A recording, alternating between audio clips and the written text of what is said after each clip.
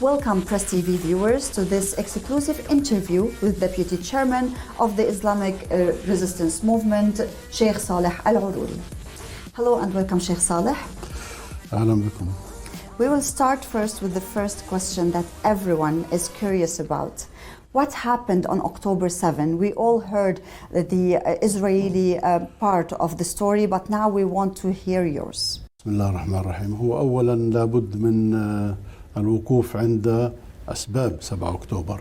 In the name of God, the compassionate, the merciful, at the beginning we must stop at the reason behind October the 7th. Why did it happen? Everybody knows very well that the last Israeli government under the leadership of Benjamin Netanyahu includes fanatic members such as Smotrich, Gantz, and some other figures. One of them said publicly, "We got to throw a nuclear bomb on Gaza Strip." This government, which was rejected even by the Western criteria, when those Israeli ministers traveled to the USA and Europe, no one welcomed them. Therefore, this government is being rejected by international criteria and standards, because it is extremist and biblical, set its sight on very dangerous goals. The first of these goals is the control of Al-Aqsa Mosque and imposing Jewish sovereignty over it in order to change it to a Jewish synagogue according to a legislation in the Knesset. The second danger was the settlement. The Israelis had a plan regarding this matter. Their minister Smotrich was in charge of implementing it. This minister is very extremist in the settlement issue, and he is in charge of the army in the West Bank and Ministry of Finance. So he put a plan to settle 1 million settlers in the West Bank over 3 years, aiming at changing it to a Jewish majority. Moreover, he never hides his intention to expel the Palestinians from the West Bank. The third reason is the continuation of Gaza blockade for 16 years. The people of Gaza have been living in a big and open prison, but unfortunately nobody is paying attention to this case and this ordeal. More than that, there is the Minister of National Security, the so-called Itamar Ben-Gvir, who was designated to be in charge of the national security in Israel and who is taking very bad measures against our people in the 1948 territories, the West Bank, Al-Quds, and the Palestinian prisoners, to the extent that a legislation was submitted to the Knesset to execute Palestinian prisoners. So, this current government has exceeded all red lines, and there is no way of remaining silent in front of it. What I would like to add is that the people of our world, particularly in the West, must realize that the reasons behind the eruption of the confrontation on October the 7th are very dangerous due to the policies of the Zionist government and the international policies. What I mean is that there are UN resolutions from the Security Council by giving a Palestinian state to the Palestinian people with Al-Quds as its capital and the right to self-determination, but however, there is an obvious disregard for all of Israel's actions that is cancelling any chance for this solution. There is an awkward silence and a conspiracy. Support for Israel is increasing despite the existence of this extremist government and its refusal to implement the international resolutions and despite the approval of the Palestinian Liberation Organization of Oslo Agreement. What is being asked from the Palestinian people is to remain slaves to the Israelis, either under the siege in Gaza Strip or slavery in the West Bank and Al-Quds. For all previous mentioned reasons, we reached this solution. October the 7th wasn't something rare. That was a part of the Palestinian struggle to get its freedom and to live like other nations in the world, having its own independent state and its sovereignty. So this has been another stage of Palestinian people's stages in the modern history, but nevertheless, this stage has been a big and powerful one, created a big shock due to the extremist policies for the Israeli government and the international negligence. The West might not know that during the last meeting between President Biden and Abu Mazen, Mahmoud Abbas, in the city of Bethlehem, prior to the October the 7th, Abu Mazen asked the American president to acknowledge the right of the Palestinian people in having their own independent states. But President Biden replied that your problem is waiting for the return of Jesus. Of course, this reply was irresponsible. I can say that this answer was one of the factors that the recent conflict and the war started. Is this this the stance of the international community? Therefore, October the 7th has been a ring in a chain of rings in our people's struggle against the Israeli occupation and its reluctance in implementing all international resolutions. متجاوزين كل القرارات والقوانين الدولية. How has this operation changed the point of view of Hamas towards the occupation, towards their army that was undefeatable? I think that you have something to say about their army, especially we're seeing their defeats on the ground in Gaza. لا شك إنه معركة 7 أكتوبر يعني أحدثت مفاجآت.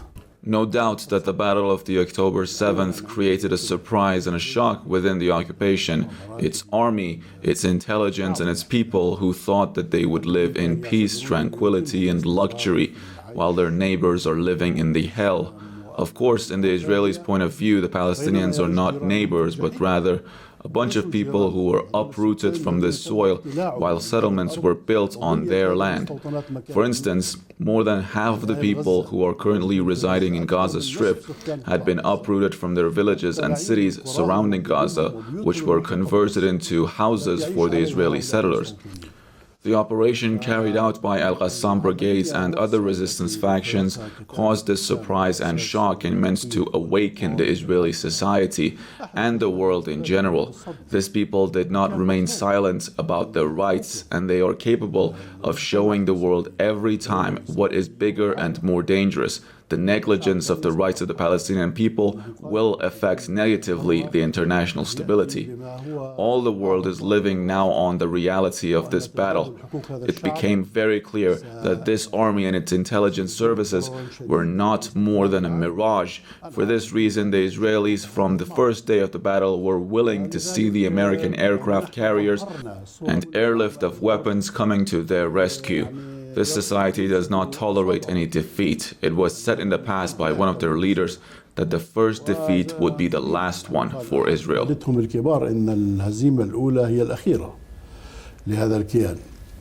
Speaking about this, we know how hard it is now, the operations on the ground, especially in Khan Yunis and Shaja'iyya. But how strong is Hamas right now on the ground? And till when? It's been more than 2 months that we've been seeing the aggressions of the Israeli occupation. Till how long can Hamas stand strong in Gaza? أنا أسمع طبعا قادة الاحتلال الذين يقولون هذه المعركة. I do hear some of the Israeli leaders that the aim of this battle is to eliminate Hamas movement, as if Hamas is an army of strangers living in Palestine. Hamas is the Palestinian people. It is an essential, central, and the biggest part of the Palestinian people. In all electoral processes since 2006, Hamas won the majority of the seats, which reflected the people's trust in Hamas, because all its programs have been at the service of our people. All Israelis' attempts to distort Hamas's image and presented it as an extremist, terrorist, and Daesh organization have failed so far. For example, the world realized how Hamas fighters dealt with the Israeli captives. All the fighters came to bid farewell to them when they were released. The prisoners acknowledged in front of the cameras and media how kindly the fighters were dealing with them, feeding them with their own food, living with them in their places, while the Palestinian prisoners have been living in conditions similar to those of Nazi concentration camps, despite the Israelis' allegations about their democracy, freedom, and human rights. The Israelis are not ashamed of these allegations. They are beating and torturing our people on a daily basis. They force them to take off all their clothes in order to humiliate them by taking video clips of them while they are naked under the Israeli flag. Can't the resistance movements do the same? The families of the Israeli prisoners must know that their officials' way of dealing with our prisoners might lead Hamas to do the same with their relatives in the future. When the Israelis keep some prisoners in their jails for 40 years, do they expect the situation to remain the same? This is impossible. The Israelis must receive the same treatment. This is the story of Hamas and its steadfastness, because it is an essential part of the Palestinian people. We are not new to this nation, so defeating Hamas means defeating the Palestinian people. Should our people give up their rights, future, freedom, aspirations, their children's future and their holy sites, agree to live as slaves with the Jews, Hamas might give up at the same time. But even this matter cannot be realized because since the Zionist project, the Balfour Declaration, more than 100 years ago, our people have been fighting and struggling. Hamas is not an exception in this matter. It can fight and stand against the Israeli brutality. The Israelis have put their weight on the West Bank, which has been under their occupation since 1967. But what I'm telling you is that this situation will not last forever. There will be resistance in both Gaza and the West Bank, and the Israelis shall face resistance in other parts of Palestine as well. A whole generation has been directed to fight the occupation and to defend its people and their aspirations. This generation is armed with will, determination, faith, and holy sites that can inspire them to defeat the occupation forces. There is no doubt to that. I'm talking to the Israelis who are repeating their allegations by saying we are going to defeat Hamas and its fighters very soon. So they resort to comic plays and representations, such as arresting civilians in some schools, claiming they are prisoners from Hamas.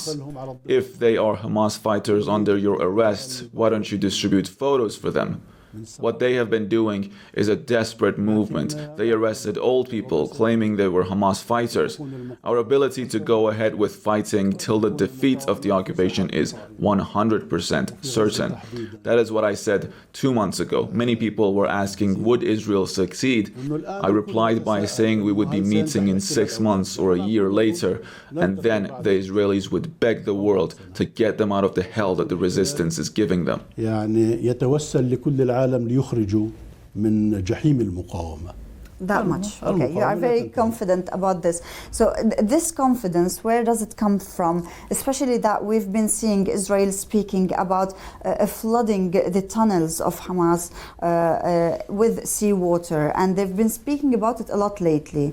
أقوى شيء نمتلكه أننا أصحاب حق. The most significant factor the Palestinian fighters possess is that they are people with a right and a just cause, and people who believe in it and are ready to sacrifice for it. This is the most significant thing we have, and more reliable than the tunnels and the missiles. When we have the will and determination, nothing can defeat us, and this war between them and us is a war of minds, wills, tools, and everything. The Israelis are doing their best to destroy the tunnels, and we, in turn, do what we can do. Is it true that the tunnels are not connected? هل صحيح أن الأنفاق ليست متصلة في بعضها البعض؟ لا نتحدث بأي تفاصيل عن البنى العسكرية. We are not going to talk about military infrastructure in detail. The tunnels issue is a part of military strategy. They were built and developed during our struggle with the Israeli occupation for tens of years, drawing lessons and developing our abilities. Whenever we find a loophole, the resistance movement does its best to close it and develop it through strength in order to prevent the enemy from surprising us. There might be small surprises in any battle, but in the previous battles, the enemy failed to destroy our complete strategy. There have been loopholes in our struggle, but we managed in closing them and drawing lessons from them. تحدث ثغرات نعيد استخلاص العبر وترميمها. So since you are speaking about the powers of Hamas and on the ground, I don't know if you are going to answer this question, but can we know what kind of weapons does Hamas still have hiding there in the tunnels?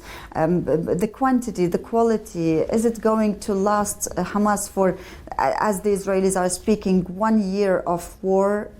يعني يوجد أسلحة معروفة ويعني There are known weapons being used publicly. For instance, there are missiles, anti-tank weapons, explosives, special rifles for snipers, and a variety of other rifles. All the weapons are available and have been used.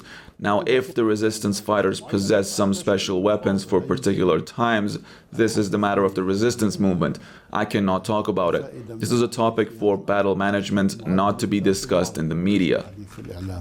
Hamas officials have always said that they are not going after the treat. They said that they are not going for a swap again with the Israeli regime until they stop their aggression. What would you call for? Are you going to call for all Palestinian prisoners to get out of Israeli prisons?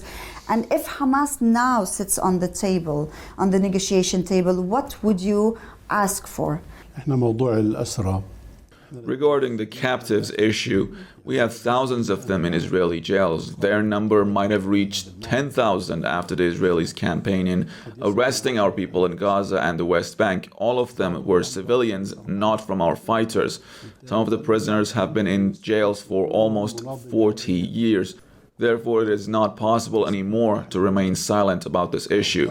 All of our captives in Israeli jails are freedom fighters, not criminals as the enemy claims. Their cause is the most sacred and the most honorable.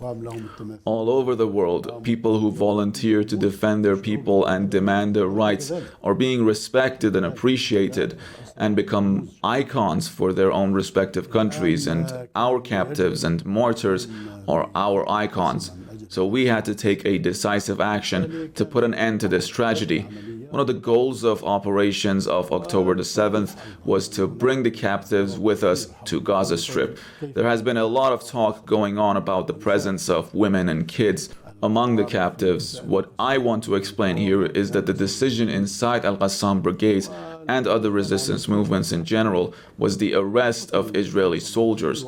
So the attack targeted the military division. Some of the personnel were killed while some others were arrested. As a result of the attack, there was a sudden collapse within the military division and a big surprise for them. A state of chaos by all standards prevailed there. For this reason, different people who were not within the resistance movement entered the battle. Yes, many people entered the battle. I heard that people came with their own vehicles, taking with them whoever they confronted, women and children. Then they handed them over to al-Qassam brigades, whose roles was to gather those people in some specific places in order to save their lives. Those who were released later were forbidden from talking to the press and media by Israeli authorities because they talked to some people about the wonderful treatment they received from their jailers. From the first day, we said we do not mean to keep the civilians, but we have women and kids in Israeli jails, and they must be freed. This is non-negotiable. The exchange deal is something else. From the first day of the conflict, we said it clearly that the goal of keeping the Israeli military personnel was to free our captives who have been inside Israeli jails for tens of years. We said it very clearly. We were ready to hand over all the prisoners and the corpses in exchange for all of our captives and the corpses with the Israelis who used to kidnap our martyrs in the battlefield. Therefore, from the beginning, we wanted all for all. But the Israeli regime did not reply. They were concentrating on the women and kids. Even when we proposed the release of some civilian males, not soldiers, they refused the deal, saying we do not want them. مش جنود قالوا لا نريدهم. Why? هو هذه الحكومة تعمل فقط يعني This current regime is working only to deceive the Israeli people. There has been a big pressure in the case of the women and the kids. They wouldn't ask about the other Israelis, even the soldiers. I would like to say in this occasion a very important point. Netanyahu, during his meeting with the families of the freed Israelis, I think he said some things which was recorded and went on the air by some Hebrew channels. He said, if Hamas offered all for all, we would accept it. But he was lying, because we came up with an official and public offer from Mr. al-Sunwar personally, who said we would be ready for the idea of all for all. I said this and Abu Ubaidah said it as well. That was our stance from the beginning, because our goal was the freedom of our captives. We announced that we were not willing to keep the Israelis as human shields. What we were seeking was a human goal, and that was the freedom of our captives in Israeli jails. So, the Prime Minister was lying to his society. Practically, I think this matter has to become very clear for the Israeli society and the international community. What he was talking about was the military operation to free his prisoners from Hamas. This matter is impossible. He failed in it for about 70 days, and the ground incursion inside Gaza, the Israelis succeeded in getting 3 corpses only. When they came close to free a living soldier in order to free him, they killed him, and 2 more soldiers were shot while others were wounded. So the idea of freeing the soldiers alive is totally impossible, but the real decision within the Israeli leadership states that let them be killed in the battle. We do not intend to pay the price. The wanted price is just. We are seeking the freedom of our captives who have been in Israeli jails for tens of years. It is a big crime to see freedom fighters behind bars for this long. Hamas offered the idea of all for all. The Israelis are promoting only lies. They have been saying that Hamas agreed for the release of women and children under heavy pressure. So we are going to exert more pressure on Hamas in order to force it to release our military men and women in an unjust deal, or without any deal at all. For this particular reason, we took a decision to postpone the prisoners issue till the end of this battle, as long as the Israelis are saying we are going to free our soldiers against Hamas's will. So this issue would be discussed after the termination of this battle, despite our all-for-all offer. وإن كنا عرضنا في مرحلة من المراحل الكل مقابل الكل. Actually, the West were surprised to see Palestinian prisoners as children Palestinian prisoners and women Palestinian prisoners who came out in this swap that happened. So all of the West was astonished, like, why would they imprison children? This was very significant to see. So you are saying that Netanyahu lied to his own people. Why? And how is his position inside his regime right now? Like, the people are against him, obviously. So how is he going to continue with this aggression with everyone in his country against him, including now we have been seeing the West is turning against him as well? هو لن يستطيع الاستمرار في هذه المعركة. لن يستطيع. He cannot continue this battle because any lie would be exposed sooner or later. For instance, on October the 7th, the Prime Minister started a massive incitement protest within the Israeli society and in the world, alleging that Hamas is Daesh. Later, even the Israelis discovered that to be a lie. Just in one place 2 days ago, there were 40 fighters of Hamas and many Israeli civilians. The Israeli army arrived there with a tank. They talked with the fighters who told them they would retreat to Gaza should you open the way. But the decision that was taken by the commander was attacking the place with 3 shells that killed all residents, Israelis and Palestinians. Now the Israelis are acknowledging that those people were killed by the tank. This is what we displayed. Most of the victims were resistance fighters, not the civilians who were fewer than the fighters. The world has begun to realize gradually that the Israeli story was a mere lie. Mr. Netanyahu is well known within the Israeli society for his lies, deceitfulness, and his corruption. He and his wife have been in court for several years due to personal corruption. It is very sad to see a country such as America following these lies at a time the officials know very well that they are lies. If there was any defect or violation occurred that was not due to our leadership's decision, what we announced was clear. There was a state of chaos due to interference of some individuals. What Mr. Netanyahu claimed is beginning to be revealed little by little, causing the international stance to change. Some time ago, the chairman of the Intelligence Committee in the American Congress said publicly that Israel began to lose the international sympathy. Even President Biden said it clearly for the first time that Israel started to lose its friends due to its criminal behavior. We haven't been the reason for Israel's ordeal, but we are its victim. All the crimes that are being committed in Gaza, the West Bank, and other places are well known for the world. For this reason, I personally believe that one of the most significant results of the October the 7th attack was the awakening of the world conscience on the reality of this occupation that resulted in a shift of the official stance that was affected by popular opinion. In the last meeting of Security Council, America was alone, and of course, this position would harm its reputation in the world.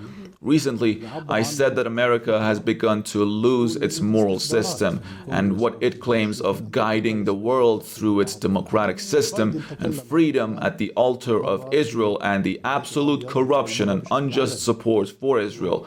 All the weapons being used in the killing of children in Gaza are coming from the US. The American people know very well that 4 or 5 giant cargo planes carry these smart and powerful weapons to kill women and children. They do not need video clips to be sure of this matter.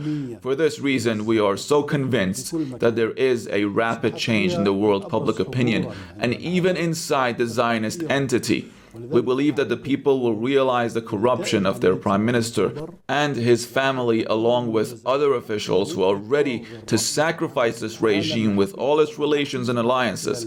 Prior to the October the 7th attack, there was a deep crisis in Israel, with demonstrations on a daily basis demanding his departure. He is originally required by the court. He was ready to alter all the legal and democratic foundations and establishments in Israel in order to save himself from going to prison. Currently, October the 7th has put a new burden on him. How could it be that you, who have been prime minister for 14 or 15 years, but the military division near Gaza Strip was in such bad condition? Your settlements were exposed for 1,000 fighters who swept the area. This fiasco would send him to the dustbin of history, not him alone, but accompanied with his army commander, Minister of Defense, the head of Shabak, and the commander of the Southern Zone. It became clear that this battle put an end to their fate.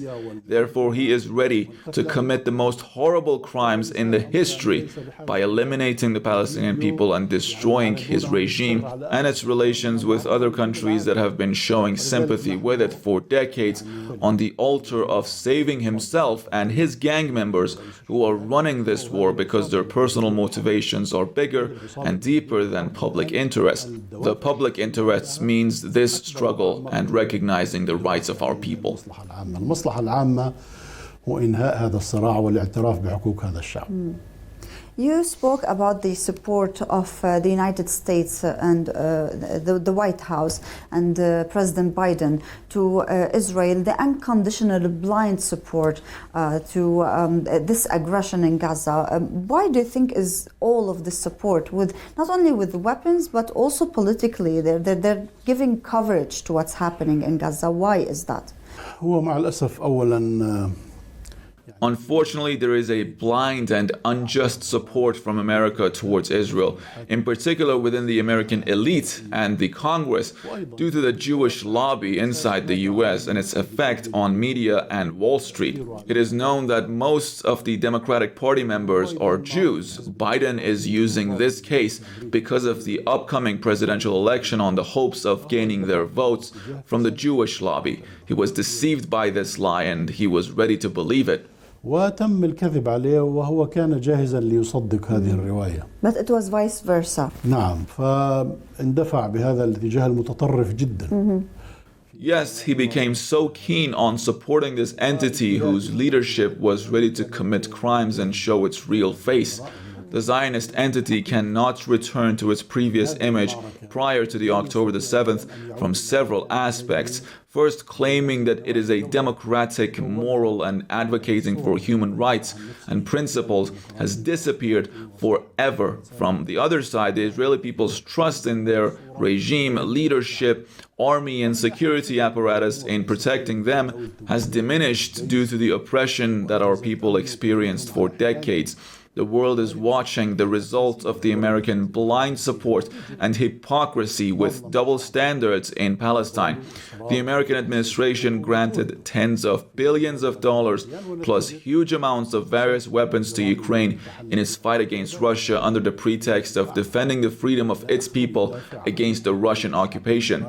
But in Palestine, the American president has been offering all facilities and his influence in supporting and assisting an occupation against a nation under occupation, in contrast to the international laws that America signed and agreed to. اللي أمريكا وافقت عليها. It's the double standards of the United States, I think. Biden is now still defending the Israeli aggression against Gaza. However, it became a burden on Biden himself and on the White House. On Biden, we've seen the polls of the elections, presidential elections in the United States. I think that his numbers are getting low and low by the day due to his support to this aggression on Gaza. Do you think that he will continue with this support, especially that we've seen him lately saying that we need to end this aggression, we give you to the end of the year, we give you to January, so I think he is changing his position towards this aggression. واضح أنه هناك تغير يعني متأخر وبعد بحر من الدماء مع الأسف وغير كافي. It is clear that there has been a change, but it is far too late. After a sea of blood, unfortunately, this is not sufficient. But anyway, there has been a change. In his recent speech in front of the Jewish community on the occasion of Hanukkah, there was a different tone. Then he sent his national security advisor to talk to the Israeli leadership about the time of the current incursion. And then he talked about the ongoing random bombing in Gaza and a political solution regarding the two-states proposal. All these indications mean that there has been a change, but after the sea of blood of our people, personally I believe that the curse of these innocent bloods will affect the result of the upcoming presidential election, and I think he won't be able to get over this sea of blood. Especially that the American public are against what's happening in Gaza. I think we've seen all the rallies that are taking place in the United States against what's happening in Gaza and in support of ceasefire that the United States is voting always against. If we want to speak about the support, we're speaking about the American support to the regime in Israel. If you want to speak also about the support that you as Hamas are getting from the axis of resistance, we've seen Hezbollah in Lebanon since day one opening the border and launching strikes against Israel. Also, we've seen in Iraq the resistance as well, launching attacks against bases of the United States and American bases. However, the most significant one was Ansarullah in Yemen, who are controlling now the Red Sea and forbidding any vessel or ship that is going to the occupied territories from crossing. How important is this support that you are getting from the resistance axis, and especially this of the Ansarullah al-Houthis? نعم، أولا الحجم الدعم الذي نتلقاه. Yes, first, the size of the support we are receiving from various nations in the world as Palestinians. Thank God the amount of support is excellent and increasing. In America, the young generation is supporting the Palestinian just cause and its resistance, while condemning the Israeli behavior and their administration's support for Israel. The same phenomenon is sweeping Europe, particularly Britain. In the Islamic and Arab world, we know that the nations are sincere in their stance towards Palestine, Quds and the resistance movements, but some abnormal voices coming out here and there are hired, and mercenaries have no connection to the conscience of the people. Regarding the official Arab stance, we can notice different contributions. There are those who are content with condemning and denouncing, there are those who register a position, and there are those who do something practical. 50 Arab and Muslim states met and took some decisions in supporting us, but unfortunately they were unable to implement them. A decision to break the siege, bring in humanitarian relief, and establish a ceasefire, but the Israelis did not pay attention to these decisions. That was very unfortunate that this regime, in its size and its presence in the world, is unable to implement a decision to protect its own people from being killed at the heart of the Islamic world. This is very unfortunate, but however, we do appreciate any endeavor or action or support in championing this just cause. This is a natural human stance. On the other side, we see America imposes siege against states and places, dispatching its fleets to all over the world, inspecting the ships, while our brothers Ansarullah in Yemen prevents these ships from heading towards Israel unless the Israelis allow the entry of relief supplies to Gaza Strip. This is a classy behavior. You can notice the difference between two contradictory positions. America usually permits what it prohibits from others. The contribution of our brothers in Hezbollah in confronting the enemy in South Lebanon, presenting more than 100 mortars in their operations, is appreciated, because through these operations they succeeded in keeping more than 1/3 of the Israeli army in the north of the occupied Palestine, fearing the outbreak of an all-out war there. We are always seeking more support and getting in touch with all resistance factions. We appreciate all endeavors from the world and the resistance everywhere. Returning to the Yemen position, which stated, as long as there is a siege against Palestinian people, there must be an imposed siege on the Zionist entity. We are hoping that all Islamic and Arab states within the world take practical actions against Israel in order to convey this message to it. You cannot commit the most heinous of crimes and remain unpunished.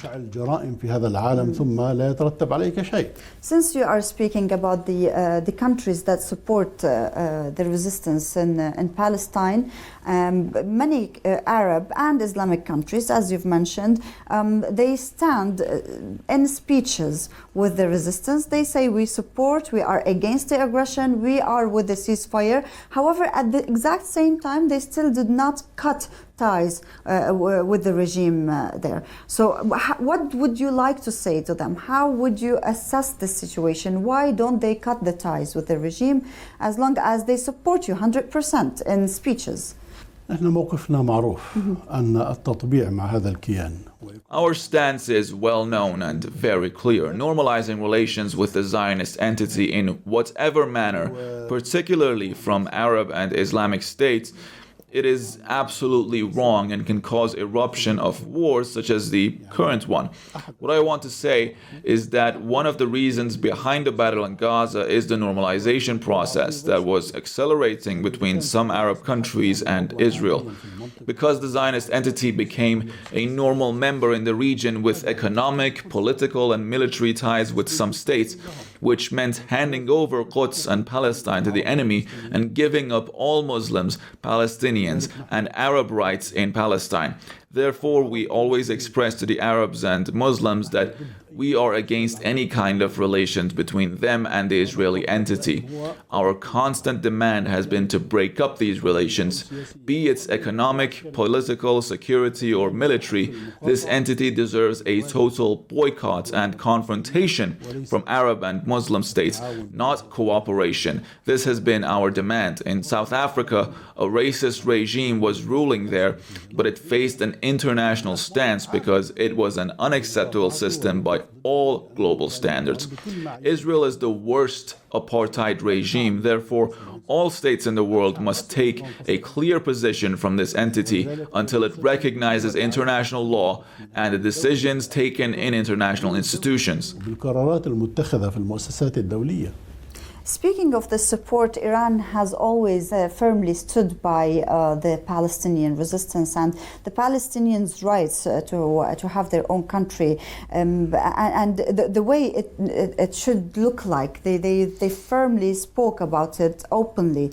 How do you see the support of Iran to the resistance? To what extent do you see the support of Iran is important to you? إيران دولة كبيرة في المنطقة. Iran is a big country in the region and present throughout history, which means it is enjoying a big influence from the likes of Turkey and Egypt. It is an authentic country that wasn't established a few years or decades ago. It belongs to the Islamic world.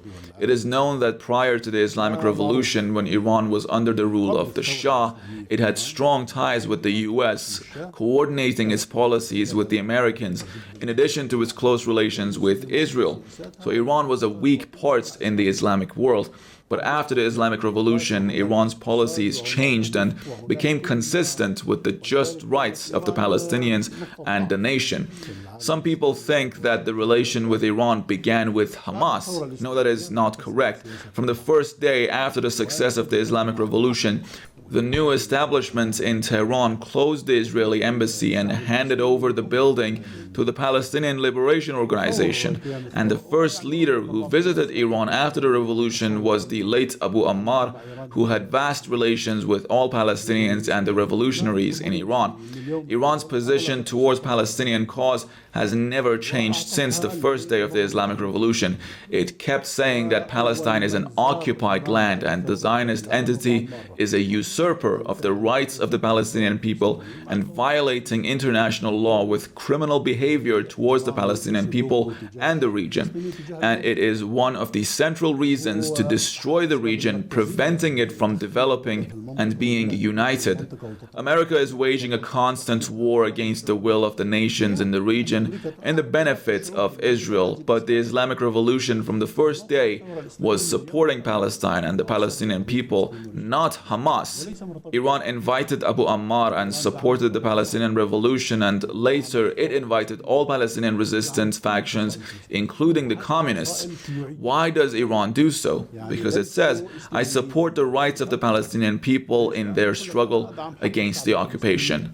في النضال ضد الاحتلال. It's a humanitarian cause. إيران موقفها نظريا صح وعمليا صح. Iran's theoretical and practical position is correct. In other words, it changes its theoretical position into practical ones. And this is what we want from all Islamic states. It is not sufficient to repeat that we are against the Zionist entity and supporting the Palestinian cause. These positions must be changed to practical actions. Iran is a state that has passed the theoretical line into the practical ones. It has been supporting the Palestinian people in their confrontation with the occupation. في مواجهة الاحتلال. Now we want to speak about the next step that Israel has been speaking about. The regime has been speaking about something called the next step. What's after what's happening in Gaza or this aggression? They've said that they are planning to move the Gazans towards Sinai in Egypt. However, this was not accepted by Egypt. Also, they spoke about giving Gaza to the power, the Palestinian power is the same as it is in the West Bank. So there are many scenarios that do not consider the presence of the resistance in Gaza. Why do you think is that, and how do you respond to Israel just giving imaginary solutions to the situation in Gaza after this aggression? طبعا هم كان هدف مركزي لهم تهجير الشعب الفلسطيني من غزة. Of course, the Israeli entity's ultimate goal is to expel our people from the Gaza Strip. The expulsion plan was targeting the West Bank at the beginning, but after the eruption of the battle in Gaza, the plan was shifted to the Strip in order to expel our people. But this plan has failed due to the steadfastness of the people and their refusal of the plan. For 70 consecutive days, the Israelis have been bombing Jabalia, the coast, and Shajaiya, causing the death of thousands of people. But thousands of the Palestinian people are still remaining there. ما يزال مئات الألوف موجودين هناك. Especially in the north. الذي أرادوا تهجيره. وفشلت خطة التهجير ولن تنجح إن شاء الله. Those who wanted to expel the people of Gaza failed in their efforts, and it will not succeed in the future, God willing.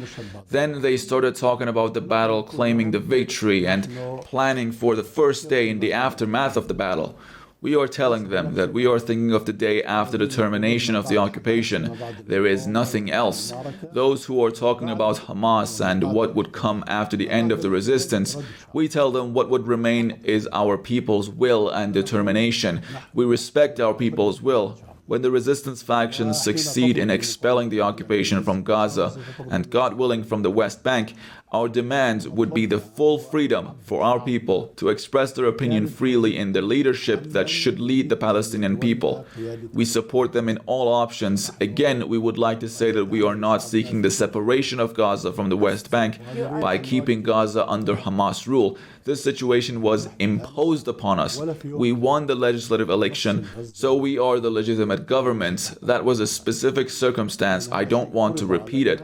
In fact, we in Hamas movement want to see the West Bank and Gaza under Palestinian administration that comes out from a free, popular will until we reach an independent, sovereign Palestinian state according to the international resolutions. ذات سيادة بحسب القرارات الدولية والأممية. You are always very optimistic, and that's really good to hear. Thank you so much, Deputy Chairman of the Islamic Resistance Movement, Hamas, Sheikh Saleh al-Arouri, for this exclusive interview for Press TV. Dear viewers, thank you for watching, and see you next time.